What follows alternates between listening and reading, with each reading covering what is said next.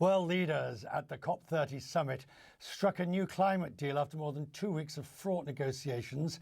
It calls for a tripling of funding meant to help countries adapt to the increasingly severe climate effects. It has drawn criticism for failing to address fossil fuels. Sustainability and climate crisis are at the core concern for the clothing brand Patagonia. Ahead of this year's Black Friday, Patagonia is urging consumers to take the buy once, buy well and mend clothing. The approach to avoid frivolous spending. Ryan Gellert is the CEO of Patagonia. Good evening, sir. I'm grateful for you joining us. I have one, before we talk about exactly climate, I've got one of your best sellers, which you kindly sent to us, which is, it comes with a repair patch. It's its own little thing of repair patch and this, that and the other, and gives me the details of how it's made, you name it. It does look and it does feel different, but I wonder, is this really what do consumers care? Is that, I guess, what it really comes down to. On a Black Friday, do they look at the sticker price first or all the other stuff? Yeah, well, first of all, Richard, really nice to be here with you today. I think consumers and customers do care quite a bit. I think our customers, I know, care very much about the health of the planet. And so we try to do everything we can to minimize our footprint as a business. We do that imperfectly, but for our 52-year history, do it with a lot of intentionality in a lot of different ways. And that includes donating money to grassroots organizations working to protect nature and fight the climate and ecological crisis. So yeah, in short, I think customers do very much care. You're not a great fan of the great discounts and Black Friday and all this sort of artificial buy now before it's too late, are you? Certainly not a fan of trying to create that scarcity model. You know, I think we very famously took out a full-page ad in the New York Times on Black Friday in 2011. The headline of which was "Don't buy this jacket," which was really just talking about the environmental impact of buying things that you don't need. I think the reality is a healthy planet needs a better model than one that is trying to convince people to buy things that candidly they don't need, one that's more focused on buying quality over quantity. All the profits from the Patagonia sales, they are all in some shape or form put to good use, whether it's through the parent trust or it's through the holding trust or a variety. It's quite complicated as I tried to look at it. But essentially, the money does get dispersed to environmental and other sustainable issues. Yeah, I can actually simplify it. Since 2002, actually since the mid-'80s, but formerly through an independent organization that we co-founded called 1% for the Planet.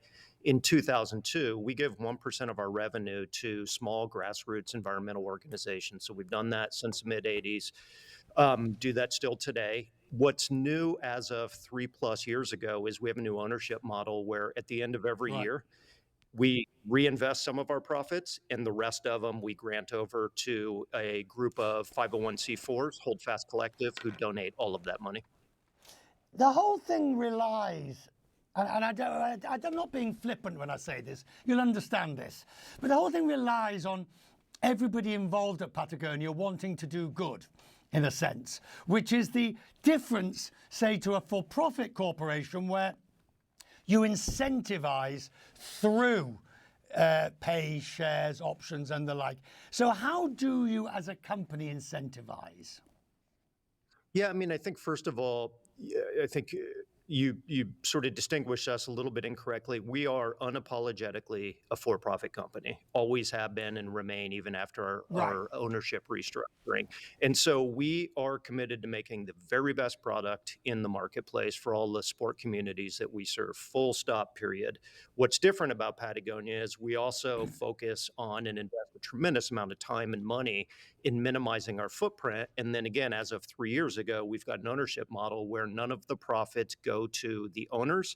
The profits go to fighting the climate and ecological crisis, and that's the model. But you know, you rightfully said our employees are all bought in on trying to, just understanding that there's no business to be done on a dead planet, and that we are equally committed across the company to protecting wild places around the world. That's what brings us together. Let's talk tariffs. Interesting view that you have. I mean, tariffs obviously has an effect for everyone. But you believe it's the uncertainty. It's the general. I mean, I could put a price on whatever. I don't know where this particular garment was made. I'm sure if I look carefully, it was made in Bangladesh. So there'll be a tariff of whatever the current Bangladesh tariff is there. But you're saying that number is not the relevant number. It's more like the uncertainty that the tariffs have created. Tell me more. Well, I would say this. Look, the tariffs have had a profound impact financially on us as a business. They dropped in on April 2nd. They were sky high, and then they've moved around practically every week since, conversationally, if not practically. And then now they're headed to the Supreme Court, and who knows where they go next. So I think the only thing I like less than cutting a bill for $40-something million in unplanned expenses is the complete unpredictability and the haphazard way these things have been rolled out.